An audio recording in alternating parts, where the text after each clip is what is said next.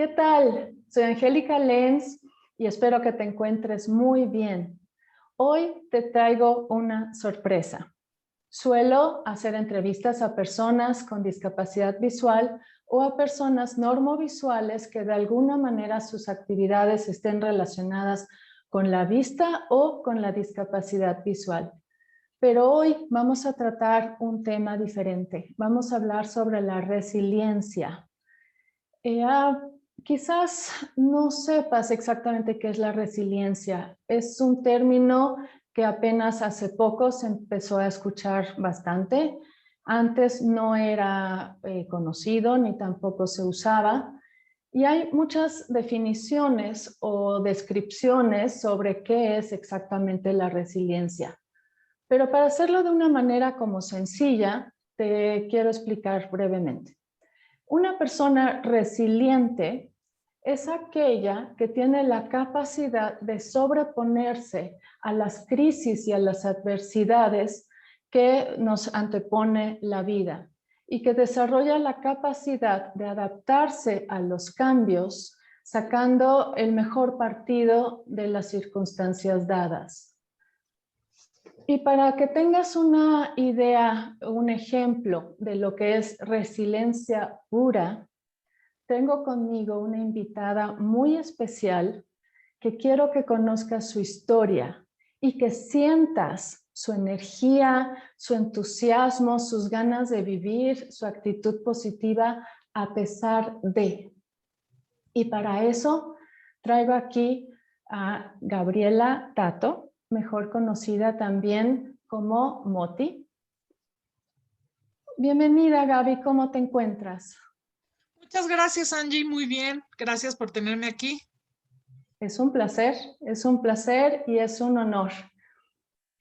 Oye, Gracias. para comenzar, ¿qué te parece si nos cuentas tu historia?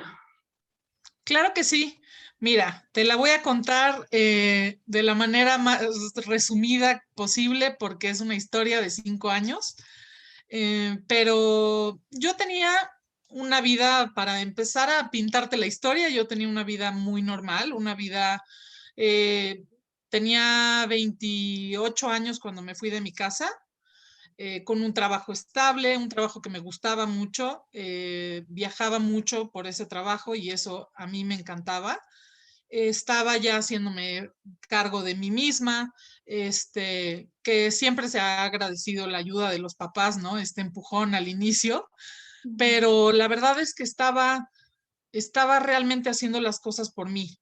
Estaba cultivando a mis amistades por mí, recibiéndolas en mi casa, haciendo las cosas que a mí más me gustaban. Y tenía una relación con un niño que apenas acababa de empezar cuando de repente a mí me cambian la película.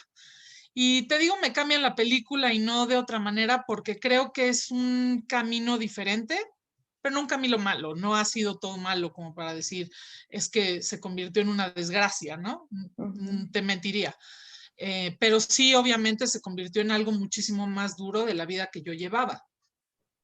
Hace 5 años estaba yo con mis amigos, estábamos pasando una noche, la verdad, muy divertida como cualquier otra, y de repente yo empecé a vomitar, me empecé a sentir muy mareada, empecé con mucho asco y empecé a vomitar. Y la verdad no le di importancia, habíamos comido en un restaurante de mariscos y yo pensé que me había intoxicado. Entonces mis amigos se fueron para dejarme descansar y de repente pues esto se fue intensificando, empecé a vomitar más, me empecé a quedar sin fuerzas, me subió la temperatura y como a la 1:30, 2 de la mañana dije, no, esto no me gusta para mí solita, ¿no? Entonces le hablé a mis papás. Y mi mamá llegó con la idea de, te soy sincera, de una bonadoxina y va a estar bien la niña.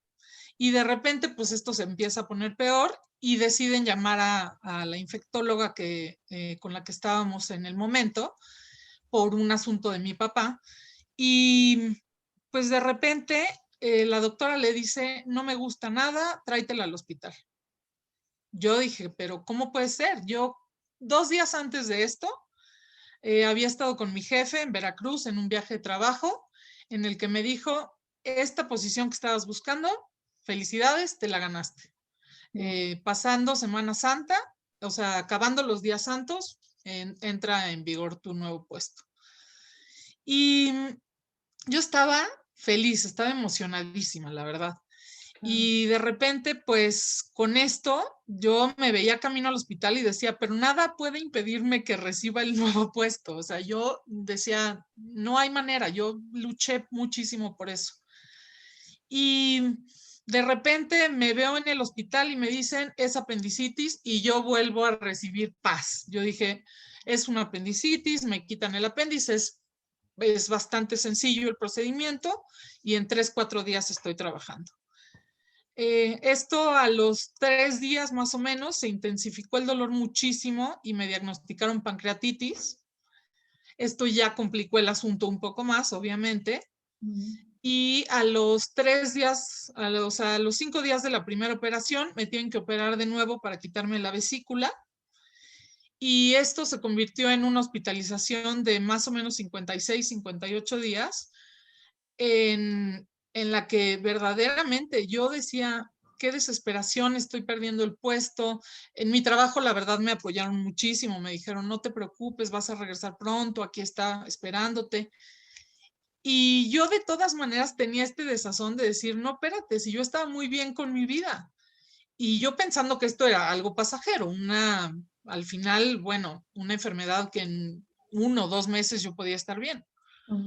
Y yo cuando salgo del hospital no salgo bien. A mí me dicen que es una pancreatitis autoinmune seronegativa, que eso para toda la gente que nos escucha en muy fácil es una pancreatitis causada por el sistema inmune, pero seronegativa significa que sale negativa, pero sí existe. Entonces, bueno, eso complica muchísimo encontrar la causa. La seronegatividad es lo último que te dan por exclusión, ¿no? Entonces, yo salgo del hospital, te digo, sin estar bien, empiezo a tener otros síntomas, empiezo a tener síntomas neurológicos y después de esto, yo empiezo a tener un dolor en los pies muy fuerte.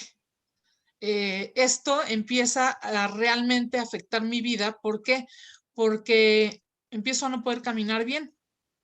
Yo en ese momento dije, pues tengo que dejar mi departamento, me voy a casa de mis papás, que ellos ya tenían nido vacío porque ya se había ido mi hermano también a vivir solo, y me reciben, bueno, con todo el amor que tú sabes los papás le tienen a los hijos, pero pues yo sentía que invadía, sentía que ya no pertenecía ahí, pero no podía soportar el dolor de los pies. Entonces, pasa un tiempo, entro y salgo de hospitales, en tratamientos, en búsqueda, me ponen un primer tratamiento de gamma-globulina sin saber bien lo que tenía. Y bueno, esto me causa un problema en el pulmón, que básicamente el pulmón como si se hubiera desinflado, pero sin perder el tamaño, o sea, perdió la capacidad. Y bueno, estuve en terapia media 30 días y fue una época bien difícil porque a los 30 días salí de terapia media y no tenía ni idea qué me estaba pasando. Y yo tenía ataques asmáticos cada 3, 4 horas. Entonces me consiguen, gracias a verdaderamente todo el universo, me consiguen una cama en nutrición y entro a nutrición, que bueno, es un hospital de investigación, y entro ahora sí a que me investiguen, a que me digan qué es esto, porque yo ahí ya no podía caminar bien, ya me dolía mucho, ya tenía síntomas neurológicos, pérdida de fuerza, un cansancio espantoso, o sea, yo ya tenía muchos síntomas que me estaban indicando que había algo más, ¿no? Que la pancreatitis que había pasado. Y ahí es en donde me diagnostican con 2 cosas que se vuelven la base de mi enfermedad, ¿no? Inmunodeficiencia humoral, que mi sistema inmune no funciona como debería. Y la otra es polineuropatía de fibras finas y gruesas. Esta suena muy elegante, pero básicamente es que las fibras finas de nuestro cuerpo, que están por todos lados, las que nos hacen sentir, esas tienen una hipersensibilidad terrible, sobre todo en la zona de los pies, las manos y la cara. Entonces ahí es en donde más dolor tengo. Y esto, pues, en el momento me lo encontraron, pero no me lo pudieron curar, no sabían, porque ahí viene la segunda parte, no sabían de dónde venía. Entonces me tuvieron que hacer N cantidad de estudios, procedimientos, chequeos, para saber que no era más que idiopática, que significa que no se sabe o sea, de dónde viene, ¿no? Su procedencia. Entonces, bueno, pues me quedé con ese como mal sabor de boca de decir, híjole, ya salí, ya tengo 2 diagnósticos, pero no hay manera de curarlos. Entonces, en México nos habían dicho que era alérgica a la gamma globulina. Ahí me empiezan a tratar entonces con esteroide, me dan muchísimo esteroide y yo subo pues casi 40 kilos de peso. Yo no me reconocía, o sea, yo verdaderamente era otra persona. Yo ahí ya, aparte de lo enferma que estaba, que no tenía ganas de hacer nada más, la verdad, yo ya no tenía ninguna relación, ahora sí que amorosa o amistades verdaderamente se redujeron a 8 o 10, que son amistades que no cambio por nada y amistades que me han demostrado todo en este tiempo tan difícil. Pero bueno, de estar rodeada de muchísima gente, de repente te das cuenta que son muy pocos los que van a estar ahí para ti cuando la cosa no es fiesta, ¿no? Entonces, pues yo ya me sentía otra persona, verdaderamente, pero dije, no puedo, no puedo no puedo permitir que esto me cambie hacia una persona que yo no he sido. Yo siempre he sido una persona muy positiva, la verdad me gusta verle lo bueno a las cosas, disfruto de verle lo bueno a las cosas y dije, no, esto no me va a cambiar, o sea, ya me cambió el físico, ya me cambió las habilidades, pero no me va a cambiar como persona. Y de ahí ha sido un echarle ganas durísimo y échale ganas, me choca esa expresión, ¿no? Dicha ahorita de una manera que creo que más adelante podré expresar mejor, pero realmente el yo echarle ganas personales de mí para mí, de decir, no voy a dejar que esto me vuelva a alguien negativo, a alguien triste, a alguien enojado. Y esto no ha sido nada fácil porque ha habido ratos en los que pues te quieres ir para abajo, pero yo empecé con tratamiento psicológico, primero con puro tratamiento psicológico, más adelante con tratamiento psiquiátrico y psicológico. El doctor Chow es quien me lleva todos mis medicamentos psiquiátricos y la doctora Mariana González, que es mi persona favorita, es mi psicóloga, que verdaderamente, bueno, me ha enseñado muchísimo porque simplemente con el hecho de que me haya dicho el dolor, la ansiedad, el miedo, se sienten. Los debes de dejar vivir, siéntelos y luego se van a ir. No los pelees, no los luches. Yo tenía esa lucha de decir, no sientas nada negativo, no pienses nada negativo y pues tú sabes, ¿no? No hay más fácil que decirle al cuerpo no para que haga un sí, ¿no? Entonces yo estaba pensé y piense en cosas negativas, en cosas que no tenía, cosas que había perdido. Y yo en ese momento ya estaba verdaderamente, pues sí, entrando en una depresión importante. Cuando encontramos un médico especializado en fibras finas y gruesas en Estados Unidos y tenemos la suerte de que el seguro lo pague y vamos a visitarlo. Mi ilusión era, o sea, llegaba al cielo verdaderamente. Yo dije, es un experto, en México no los hay. Esto va a ser mi cura, ¿no? Van a llegar, me van a decir, efectivamente tenías esto y ya, se iba a resolver mi vida y yo iba a regresar a lo que todavía veía como mío, ¿no? A mi independencia, a mi trabajo. Pues de repente me dicen, llego allá, llegamos con todo el esfuerzo que esto representa y de repente me dice el doctor, pues no puedo hacer nada, no hay una razón de base por la que tienes esto, efectivamente te confirmo que lo tienes, lo único que podemos hacer es ponerte más gamma globulina. yo en ese momento tenía mucho miedo a la gamaglobulina por lo que me había pasado en el hospital y porque me habían dicho que había sido una reacción alérgica. Entonces me dice, es lo único que podemos hacer, lo que vamos a hacer es ponerte en el área de coronarias para que estén todo el tiempo atentos de si tienes alguna reacción.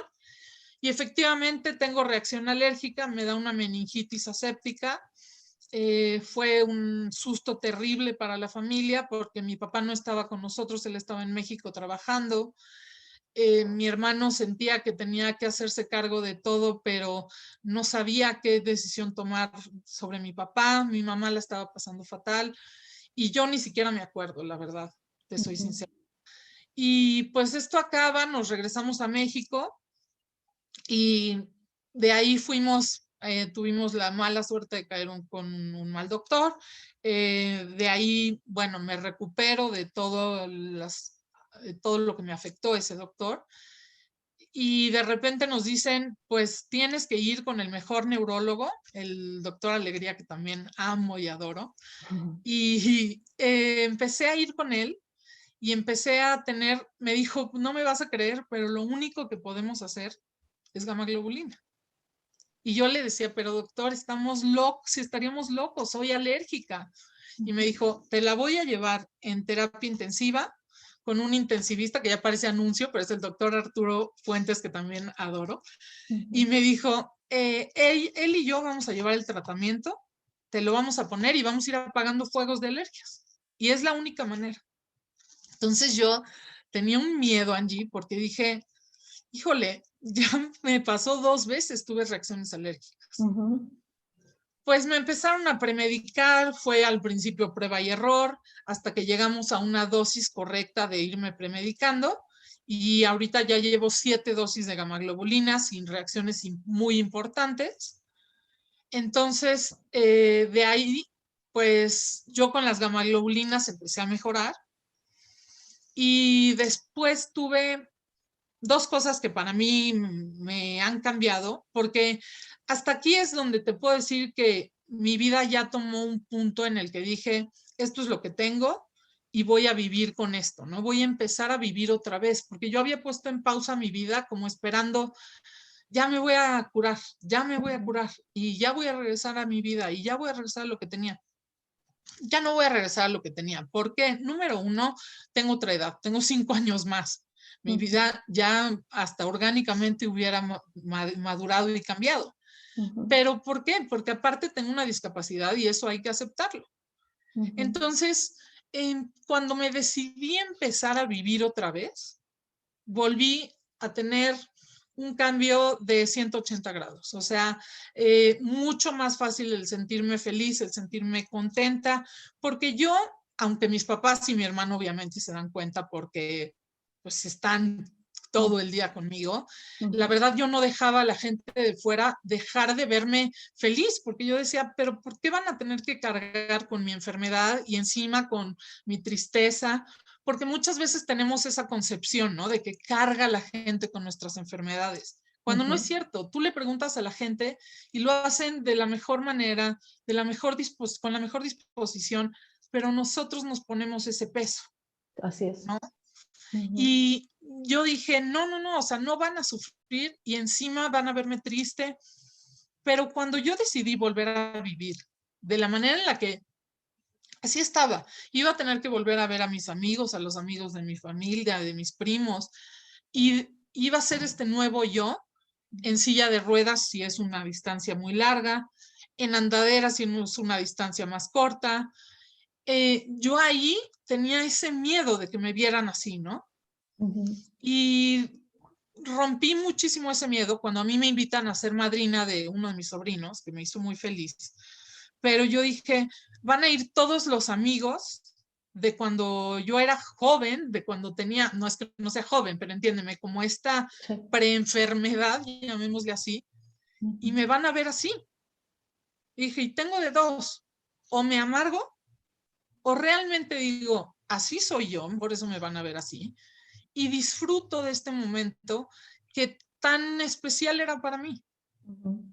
Y te puedo decir que empecé cada vez más a disfrutar otra vez de la vida, de las cosas más chiquitas, porque yo siempre digo en mi blog, ¿no? Hay que aferrarnos a lo chiquito, porque muchas veces con la enfermedad todo es muy grande.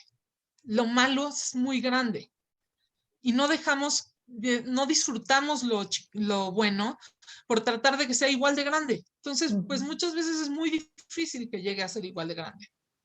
Pero si disfrutamos de lo chiquito, nos va a cambiar la perspectiva. Sí, cierto, muy cierto.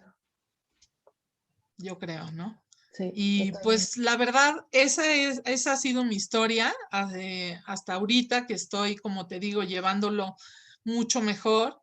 Ya retomando, yo hago tortugas de chocolate, que me encanta, Wow. y ya retomando mi negocio, y volviendo a vivir, la verdad, volviendo a permitirme sentir esto de, oye, merezco cosas lindas de la vida, puedo estar con alguien que ya estará en la otra persona decidir si puede o no convivir con una enfermedad, con una discapacidad. Ya es de cada quien. No lo juzgo de ninguna manera el que alguien no pueda, porque cada quien sabe hasta dónde y qué puede vivir, pero también hay que darle la oportunidad a los demás de que te sorprendan para bien, ¿no? Claro.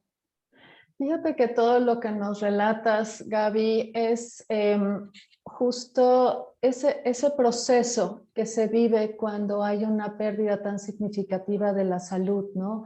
Ese peregrinar de médicos en médicos, de tratamientos, de estudios, todo eso, igual es muy común que suceda eso con enfermedades de la vista, ese luchar, esas expectativas, decir, este sí me va a curar, tiene que haber una cura, buscar de dónde y ese luchar, luchar, luchar, luchar contra las circunstancias hasta que llega a ese punto de la aceptación y decir, ok, esto es lo que me tocó y de aquí para adelante, ¿no? Entonces, me encanta cómo nos lo has relatado, lo que nos has compartido. Y lo que saco de aquí también es que, o sea, que no solo hubo pérdida de salud, sino que todo esto pues también conllevó, como siempre sucede con pérdidas significativas, siempre hay muchas pérdidas secundarias y sin duda tú las viviste. ¿Cómo fue esto para ti? Híjole, como dices, no hay cambio que no traiga, cambio difícil que no traiga pérdidas. No solo es la obvia, la pérdida de la salud. Ujú. Yo sí viví muchas pérdidas. Yo tenía siempre había soñado con tener una familia, empezar una familia joven y tener una familia grande. Y para mí esa ha sido una de las pérdidas más grandes, el saber que yo no me voy a poder embarazar, porque hay un 50% de probabilidades de que esta enfermedad sea hereditaria. Ujú, Y no puedo jugar el 50% de probabilidades de la vida de un niño, ¿no? ujú, Entonces, yo sé que si en un futuro las cosas se dan de alguna manera en la que se acomoden, puedo tener un hijo porque hay muchas otras maneras, ¿no? Porque hay muchas otras personas, muchos otros niños esperando cariño también.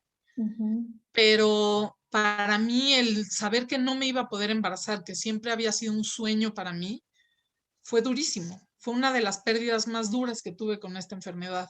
Ujú, Pero perdí también mi independencia, perdí algo que, híjole, muchos de los que nos escuchan con las pérdidas de capacidad, sabrán que perdemos también híjole, esta línea de pudor, llamémosle así, de la ayuda que tenemos que recibir de los demás, en la que ujú, quedamos muy vulnerables, ujú. es bien difícil, la verdad, el decir, pero perdóname, yo me podía bañar solita antes, pero si yo podía, o si nunca lo has podido hacer, de todas maneras, el no poder tener tú esa privacidad es bien difícil. Ujú, Entonces, a mí se me fueron acumulando las pérdidas hasta que dije, híjole, una cosa más y voy a reventar, la verdad, porque ya me siento extremadamente triste. ujú. y lo que tuve que hacer es el proceso de un duelo, el proceso de sanación o sea, permitirme sentir ese duelo, que creo que es muy importante el decir, sí lo estoy teniendo, ¿no? Sí estoy teniendo estos problemas, estas pérdidas, sí lo estoy sintiendo, pero lo voy a arreglar de alguna forma, ¿no? Entonces, eso creo que es de lo que más me ha ayudado la terapia, para lo que más me ha ayudado la terapia, para entender que lo que he perdido no significa que ya lo perdí todo, porque muchas veces tendemos a ver todo muy negro, ¿no?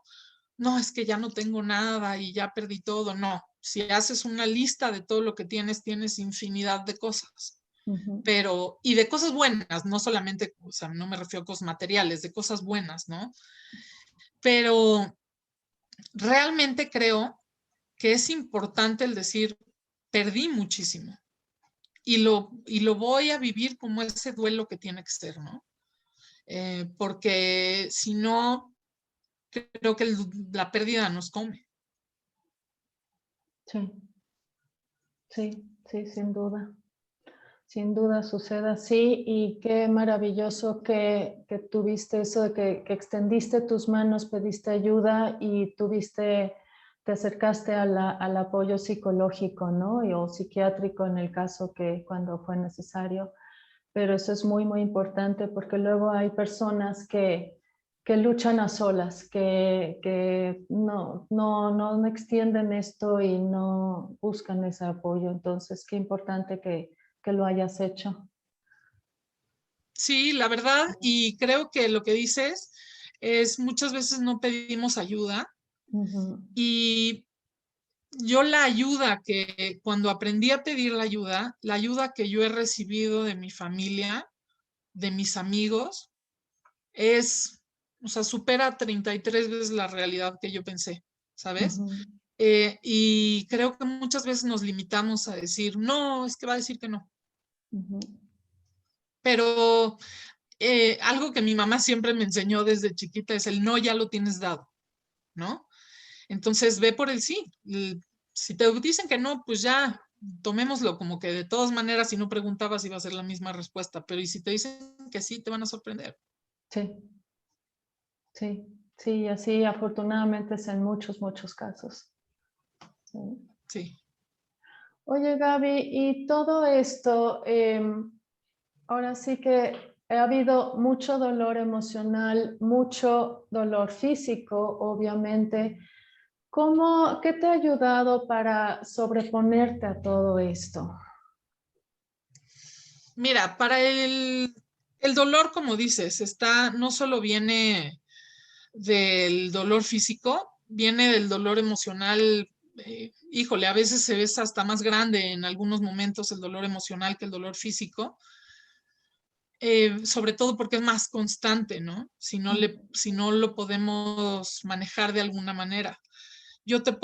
Aquí te puedo volver a decir que la terapia emocional ha sido una parte importantísima para mí en esto, pero también creo que el humor para mí ha sido una parte importantísima. El decir, no me voy a tomar tan en serio a mí misma, ¿no? Hacer bromas, no bromas que te lastimen, porque eso es ya poner el humor como una coraza, pero bromas en las que no te tomes tan en serio, que puedas llevar tu discapacidad como llevas otras partes de tu vida, ¿no? Entonces, si te puedes reír de que eres alto o chaparrito, ¿por qué no te vas a poder reír de que vas en silla de ruedas y entonces vas más lento? O algo realmente muy del día a día, pero que nos permitamos tratar a la discapacidad o a la enfermedad como tratamos lo demás en nuestra vida. No darle esa connotación negativa, ¿no? Y otra ha sido por medio tengo un blog que la verdad te puedo decir que la comunidad que he encontrado ahí no la esperé. Es más, tengo más seguidores de Estados Unidos e Inglaterra que mexicanos. Nunca pensé tener esta comunidad en la que nos compartimos, a veces con humor, a veces esas realidades que la gente no se atreve a decir de repente, pero con las que todos nos identificamos, ¿no? Que vuelve, es un poquito como el meme, ¿no? ¿Por qué nos hace reír? Porque es realidad. Y pues es algo así, ¿no? El llevar estos tiempos difíciles con un poquito de humor.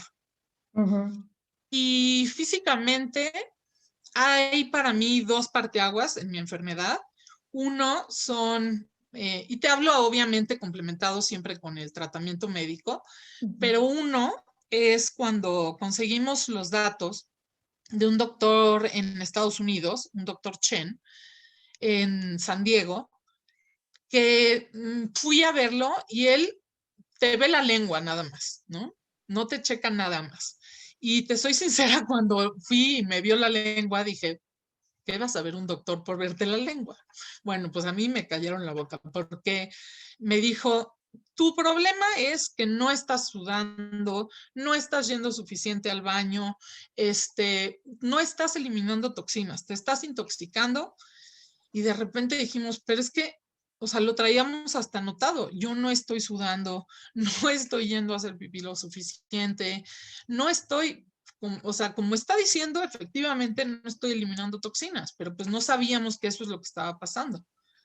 Entonces me da un té para desintoxicarme, un té que sabe verdaderamente horrible, pero que vale la pena porque desde ahí yo he empezado a ver un cambio en no solamente en sentirme más limpia, sino en poder caminar mejor, en sentir menos la neuropatía con menos intensidad, en poder tener un funcionamiento de mi cuerpo mucho mejor, porque esto ya había llegado a afectar también mi corazón, por lo que me pusieron un marcapasos en su momento, había llegado a afectar mis pulmones.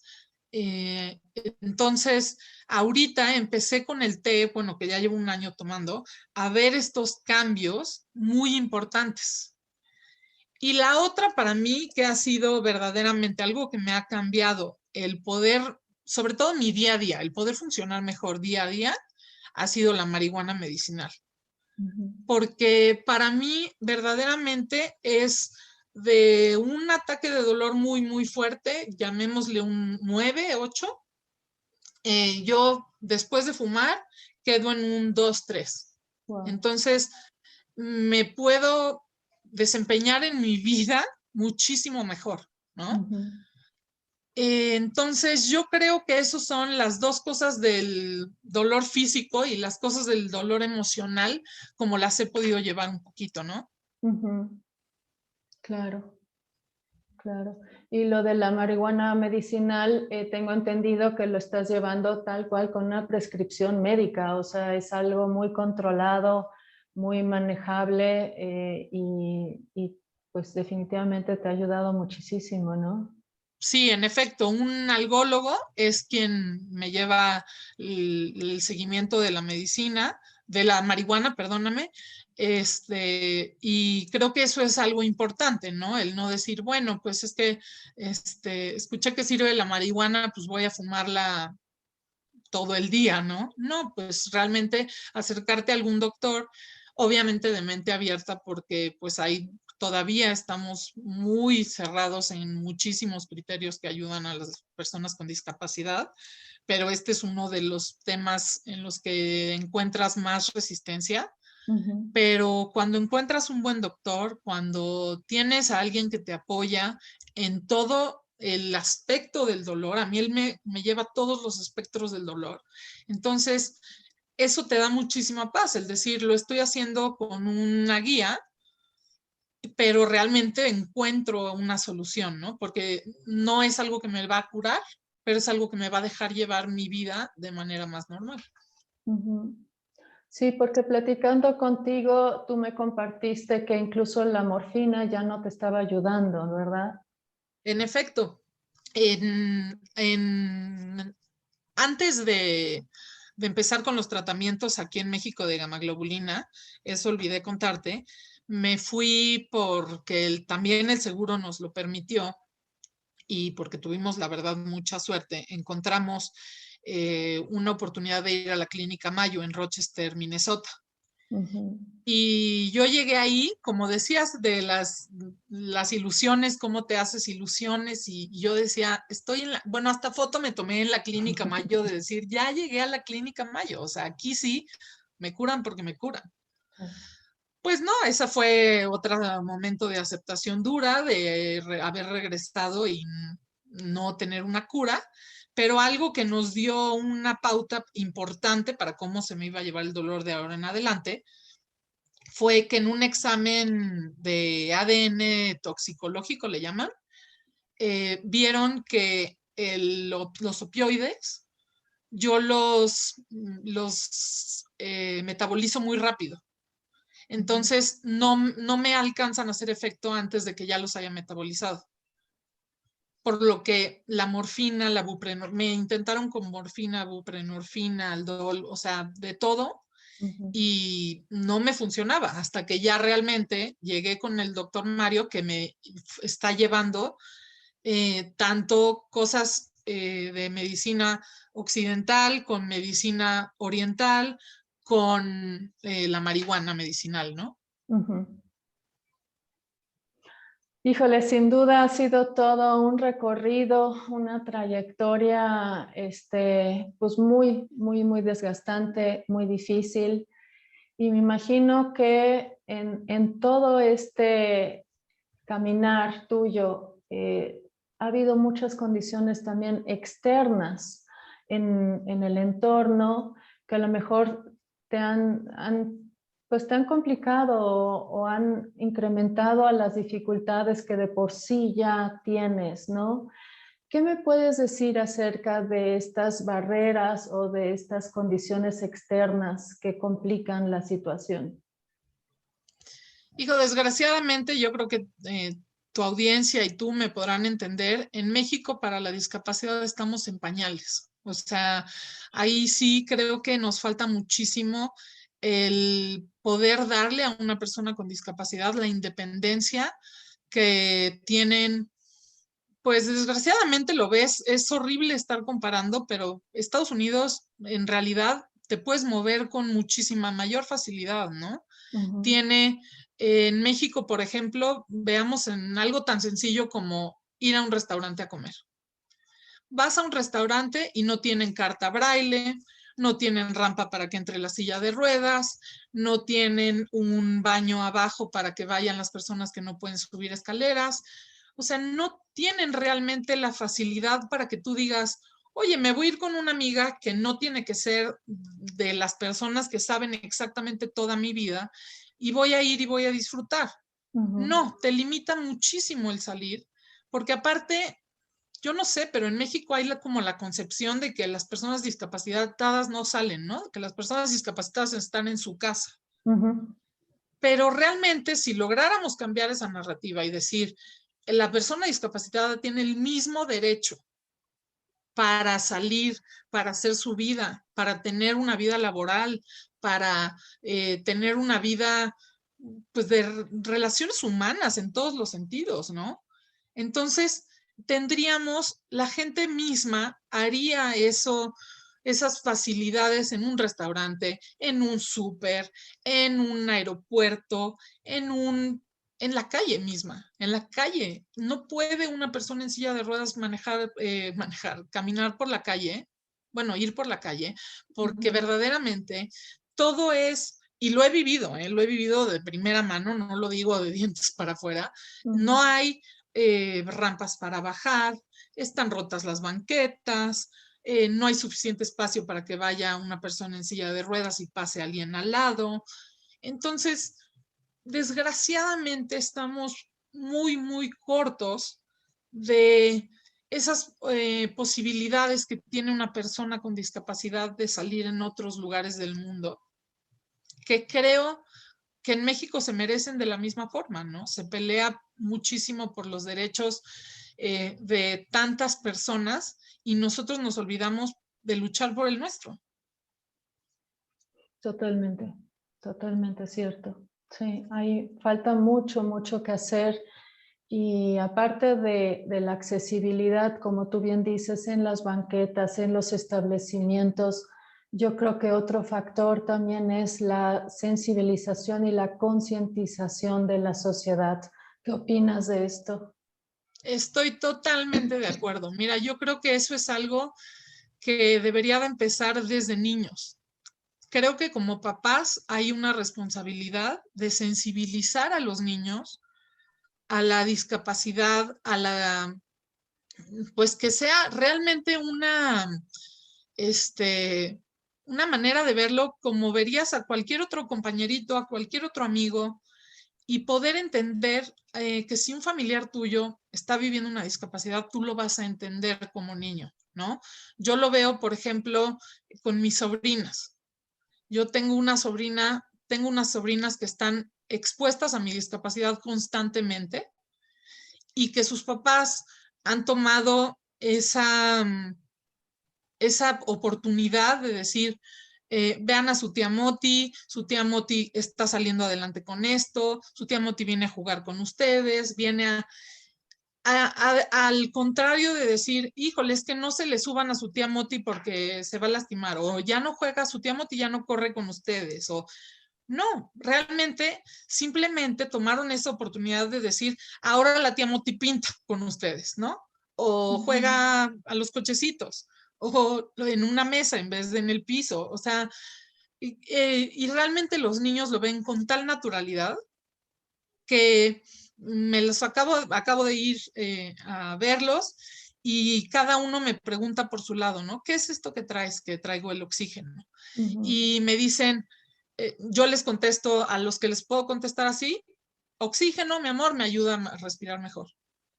Y ellos lo entienden perfectamente.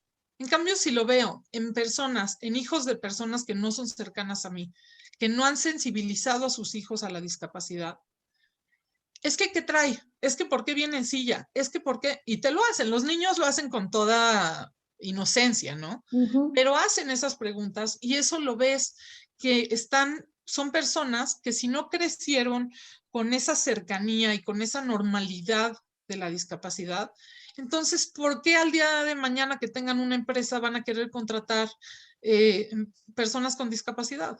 Si nunca los pusieron los sensibilizaron a que esto es normal y no sería su culpa, ¿no? Entonces, Ujú. creo que tenemos que luchar por una verdadera inclusión, que ahora sí que, valga la redundancia, que esta inclusión incluya a los discapacitados, ¿no?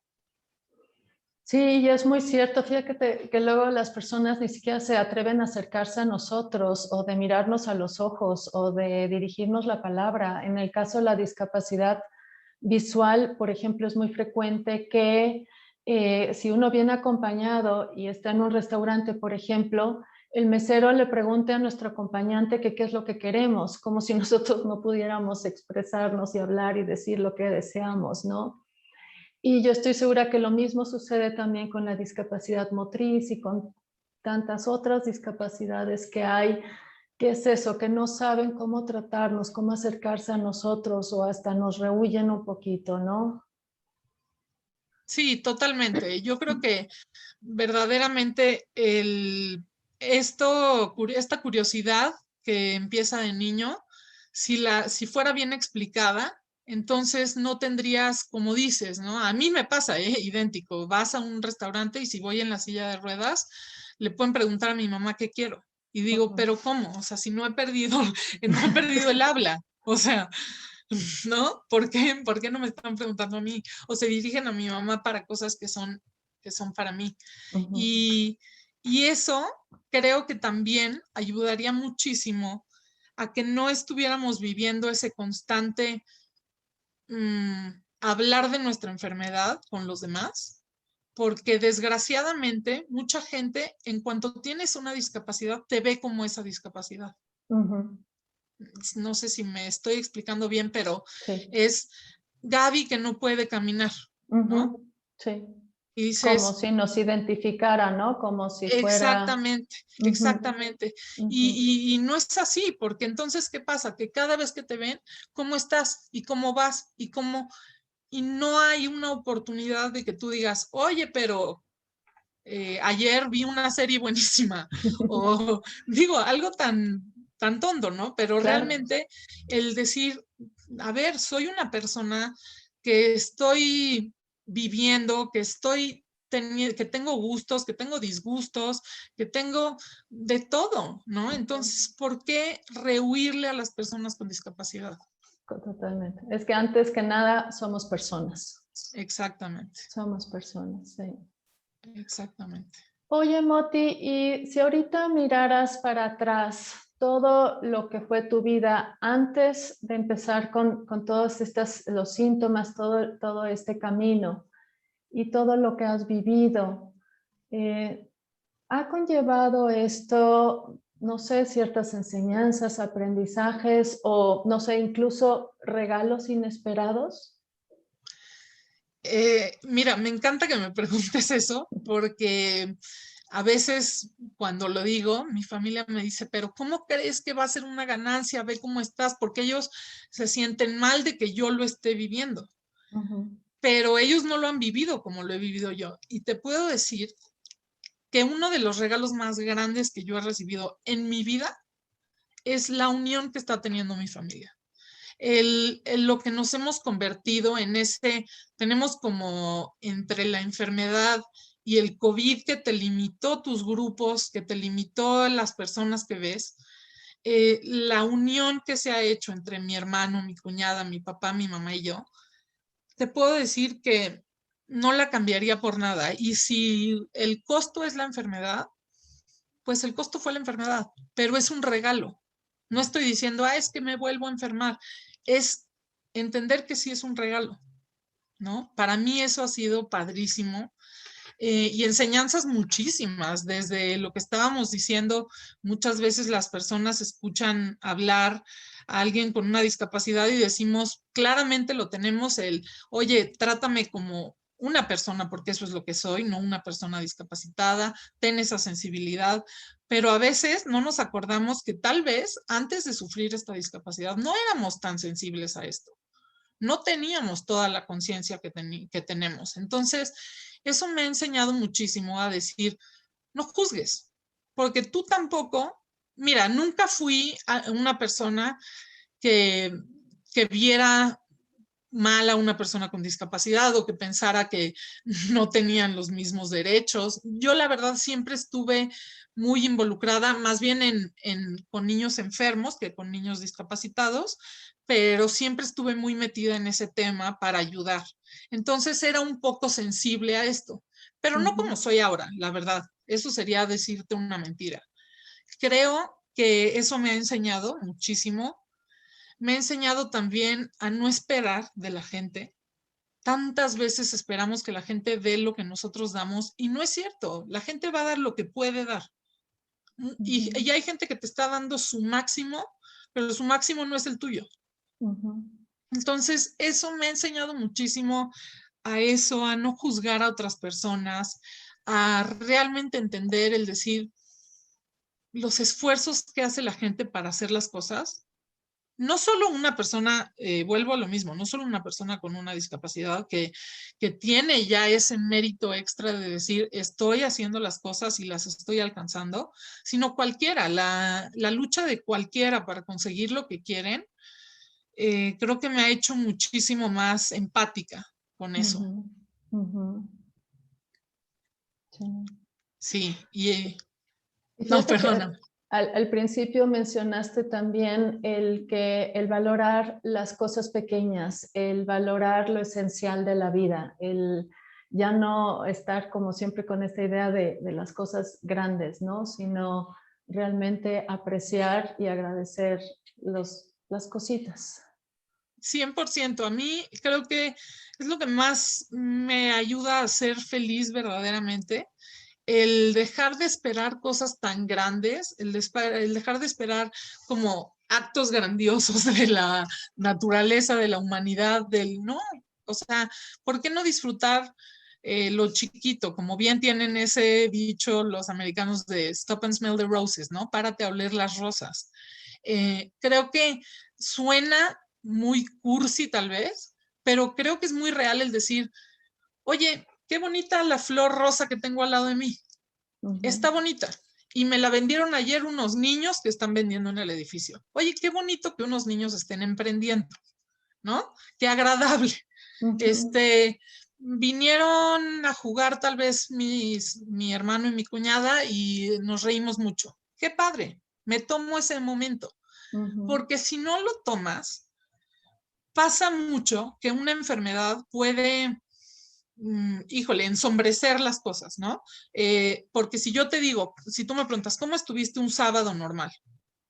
Pues yo te podría dar las dos historias. Yo te podría decir, no sabes lo divertido que estuvo, Angie. Vinieron mi hermano y mi cuñada, jugamos Trípoli, nos reímos muchísimo, la pasé a todo dar. Aparte comimos muy rico.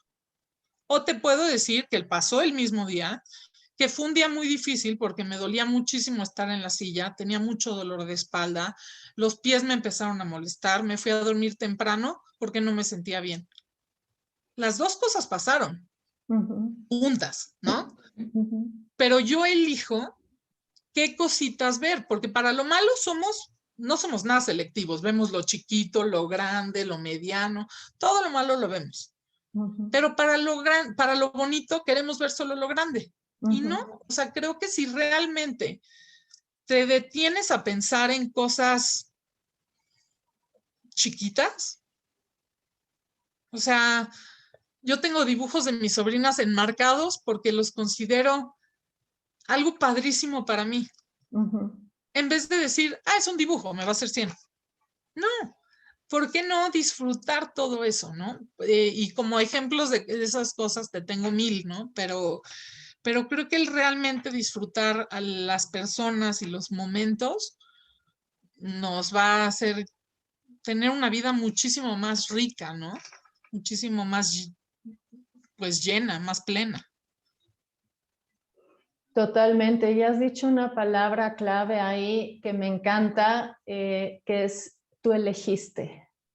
Tú elegiste, o sea, tienes dos versiones, tú elegiste cuál tomar. Y en todo lo que nos has relatado queda muy claro de no caer en la victimización. Totalmente. Creo que eso es lo peor, porque muchas veces decimos, híjole, es que me choca que me traten como víctima y me choca que la gente me victimice porque me hablan de manera condescendiente o me dicen esto o me dicen lo otro, pero no nos detenemos a pensar que los primeros en victimizarnos podemos ser nosotros. Es muy fácil decir, híjole, es que no, ¿sabes qué? No puedo ir porque pues es que estoy discapacitado, o sea, ven tú. Que entiendo que si es una situación en la que te sientes mal, pide ayuda, totalmente, pero no juegues esa carta por beneficios que... ¿Por qué? O sea, ¿por qué no puedo ir yo? Si sí puedo, o sea, si sí tengo la capacidad, ¿por qué no puedo ir yo? ¿Por qué no dejar de hacer que la gente me vea como esa víctima, como esa, ay, pobrecita? Pues no te digas pobrecita a ti, primero, ¿no? No digas, ay, no, pobrecita de mí, no voy a poder trabajar. Ay, no, pobrecito de mí, no voy a poder tener novia nunca, ¿no? O novio nunca. En mi caso, creo que el yo haber dicho, a ver, así es como estoy, esta soy yo. Me voy a dejar de hacer la víctima de nunca voy a poder tener novio y mejor me voy a, por ponerte un ejemplo de lo que hice, me metí a Bumble, esta aplicación que decides dar para un lado, para el otro, si te gusta la persona y conocer nuevas personas. Y eso me lo puse como meta personal, es decir, voy a dejar de culparme, pero también de victimizarme y voy a tomar acción, ¿no? Que creo que eso es importantísimo. Totalmente, totalmente. Pues me encanta todo lo que nos has compartido, Moti. Y fíjate que yo creo que las personas que nos están escuchando, yo creo que tu historia a lo mejor la han podido referir a ellos mismos, a sí mismos, y a lo mejor hasta cuestionarse, bueno, pues soy una persona resiliente, no lo soy, qué actitud estoy teniendo yo ante mis circunstancias. Y en este caso a quien se examine a sí mismo y diga, sí, sí, soy una persona resiliente, pues hurra, ¿no? Ahora sí que muchísimas felicidades. Pero si hay personas que a lo mejor dicen, uy, es que a lo mejor me falta aquí un poquito, acá, o esto lo tengo que reforzar, pues que sepan que con la resiliencia no se nace, se hace, y que es algo que uno puede ir desarrollando y fortaleciendo. En los niños, yo creo que sí es parte de la formación que deberíamos de hacer y que es una parte importante para ayudarles a ser personas más tolerantes y resilientes en el futuro, pero ya como adultos es algo que definitivamente podemos reforzar, en lo que podemos trabajar, ¿no? Y eso va a ser como un parteaguas, va a marcar la diferencia de cómo enfrentamos las circunstancias difíciles en la vida, porque pues es un hecho de que siempre las va a haber. Ahora sí que nadie está exento de problemas, de reveses, de adversidades, de pérdidas, de tantas cosas, ¿no? Entonces, el saber enfrentar y afrontar las situaciones, pues es algo pues, que se puede trabajar en ello. Totalmente, totalmente. Creo que es un hábito, ¿no? Como dices, nos podemos hacer del hábito de ser resilientes, verdaderamente. El decidir que no vamos a rendirnos, que vamos a vivir y a disfrutar lo bueno, es una elección. Y si elegimos bien, la vamos a vivir la vida muchísimo mejor. Sí, sí, sí, sí. Ahí está otra vez la palabra elegir. Podemos elegir, tenemos la libertad de elegir con qué actitud vamos a enfrentar las cosas. Esa libertad nadie nos la puede quitar, ¿no? De acuerdo. Sí. Oye, Moti, lo que mencionaste sobre tu blog, sobre tus redes sociales, me encantaría que lo compartas. Y es que según como lo que me explicaste, yo siento que de alguna manera ese blog está sustituyendo lo que yo llamo grupos de apoyo, que siento que es algo que aquí en México falta muchísimo. Que en otros países esto está como, es algo muy común, que para cualquier circunstancia difícil en la vida hay grupos de apoyo. Pero creo que tu blog en este sentido está pues contribuyendo a esto. No sé si quieras compartirnos tus datos y a decirnos algo de esto. Claro que sí. Mira, yo sí creo que, como dices, los grupos de apoyo deberíamos de normalizarlos aquí. O sea, no entiendo eso que en México tendemos a guardarnos nuestras emociones, ¿no? Y que nadie sepa, ¿no? Que no salga de aquí, de la familia, que tenemos este problema o un problema de salud o un problema económico o un problema de cualquier tipo, que no salga de aquí. En cambio, si tomáramos esa actitud de que tienen, como bien dices, en otros países, de decir, voy a externar esto que me está pasando malo y lo voy a compartir con otras personas a las que les está pasando, porque es prácticamente imposible estar padeciendo algo que no padezca alguien en el mundo, ¿no? Es prácticamente imposible, porque de cierta forma tenemos bases humanas, ¿no? Y de ahí vamos ramificándonos a millones de personas, pero que en realidad pensamos muchísimo más parecido de lo que creeríamos. Entonces, yo con mi blog lo que hago es compartir emociones, compartir sentimientos, compartir esas cosas que, pues, como te platicaba, muchas veces son familiares hacia nosotros y nos sentimos identificados y nos da cierta paz, ¿no? El decir, no soy el único, no soy la única persona que se cansa después de bañarse, ¿no? En cosas tan del día a día, pero que verdaderamente te hacen sentir bien, ¿no? Y que no tendría que ser solamente con una discapacidad, ¿no? La gente muy alta se identifica con chistes de altos, la gente muy bajita se identifica con los chistes de gente bajita. O sea, es simplemente eso, el identificarnos con eso, muchas veces de manera chistosa, con un poco de humor, y otras sí hablando más de la realidad. la mayoría del contenido está en inglés porque la mayoría de mis seguidores son